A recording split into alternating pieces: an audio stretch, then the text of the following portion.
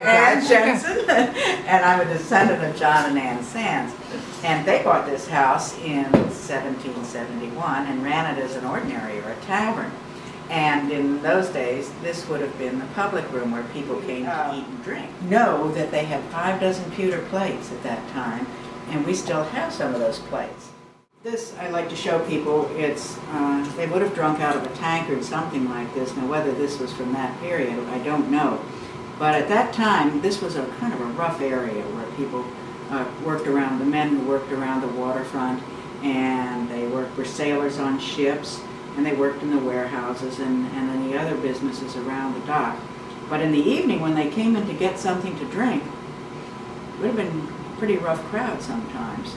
And they wouldn't know who was in the room with them. So if they wanted to keep an eye on the crowd while they were drinking their ale, they could do that.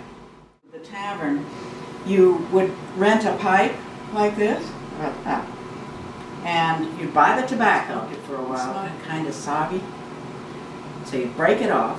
When the next person came along, they'd have a fresh, nice pipe to smoke. Because Ann Sands kept a journal of sorts. This is a blow-up of one of the pages, and she's writing in here the work that she did for people in town. And she mentions in the lower entry that she made 7 ruffle shirts for a gentleman who lived up the street. And as I was putting things away and sorting through stuff that we brought back, I found a few things that are related to that, or a couple of things.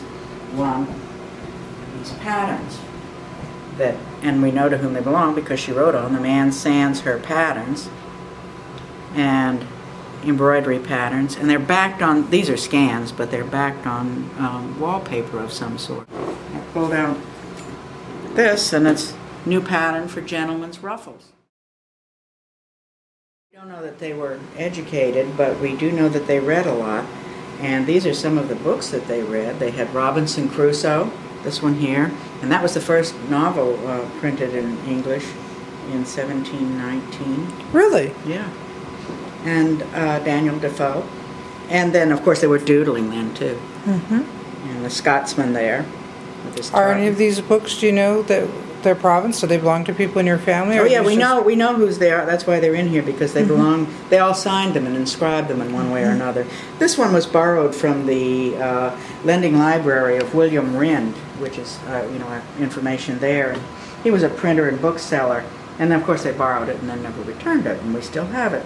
But it was John and Ann Sands' youngest son who was, his name's in there, and Ann Sands, another of the daughters, their names are. And he came back through Barbados, and they make these boxes and fill them with shells on that island, and they're called Sailors' Valentines because they bring them back to their wives or their sweethearts or their mothers. And he brought that back, we don't know to whom.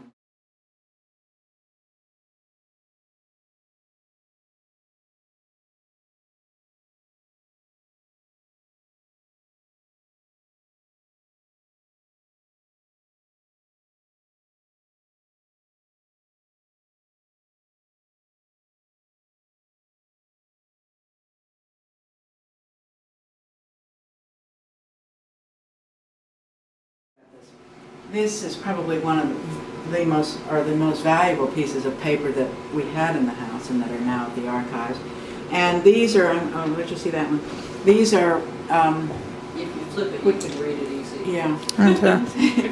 But, and it's a letter from William Sands, John and Ann's oldest son, who joined the Continental Army and went with George Washington's army first. A letter from William Sands, John and Ann's oldest son, who joined the Continental Army and went with George Washington's army first. Well, he joined them in Philadelphia and then went on to New York. And these are letters that he sent back. And that one was on July 20th, 1776, not long after the Declaration of Independence was signed. And he's telling his parents, he'd only been gone 10 days from Annapolis, and he's explaining to them that this young woman has nothing to do with him, that she's, how they learned about it, I have no idea, but that she has nothing to do with him, and that she's in the barracks with 5 other women with the other men, and they should not think anything. And you see in there the pipe stems, and then nearby is the head of a toothbrush. They were brushing their teeth. as early as What did they make their 1750. toothbrushes out of? Either bone or wood, or possibly the upper class folks used ivory. And the bristles were hog bristles. Oh. One because of this particular tool here. And that's a bloodletting tool. Ooh. Which would have been handy. I know I used to live down in North Carolina. You always had to worry about rattlesnakes when you went out, you know, and if you want to make it bleed. And so if you had a knife, they didn't have trash cans or anything. They just would dig a hole under the floor or throw it outside the door. We sorted through all kinds. We had to empty the house, and so we were ended up coming back, sorting through all these boxes and bags. You know, we never knew what we were going to find. And this little thing, I was going to throw it away, and then I was playing around with the band, and I realized it was a purse.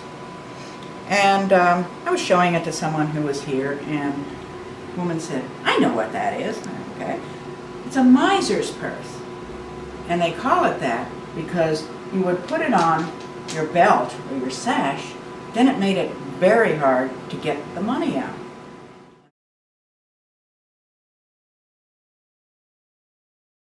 Here they are. And this was about 1895. And they never married? No, this is their nephew, Some cool things in here. great nephew, great This is nephew, all the tools. And you said they were born in 1806? and 1808. And they lived to 19... Well, 1 We and got a 2. big one like that. It's a long time. Yes.